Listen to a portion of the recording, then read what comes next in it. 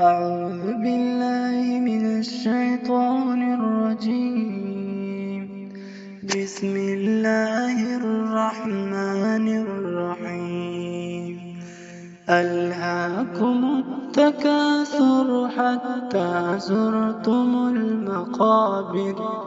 كلا سوف تعلمون ثم كلا سوف تعلمون. كلا لو تعلمون علم اليقين لترون الجحيم ثم لترونها عين اليقين ثم لتسألن يومئذ عن النعيم. صدق الله